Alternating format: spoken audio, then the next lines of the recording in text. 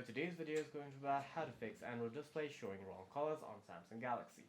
For that, the first thing that you can try and do is head over to your quick settings and then head over to settings on your device. Once you're inside settings, what you can do is find accessibility. Once you're inside accessibility, what you can do is tap on visibility enhancements and then make sure that high contrast fonts or high contrast colors or color inversion is toggled off inside these settings.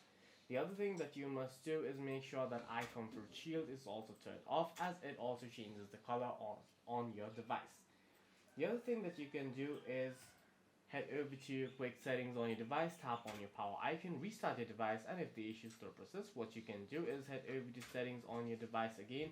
Once you're inside settings, what you can do is scroll all the way down, hit about phone, scroll down, hit reset, resets all settings on your device, and if the issue still persists, then it may likely be a hardware issue and you may have to visit the service center for further assistance. For any further questions, please feel free to leave a comment down below.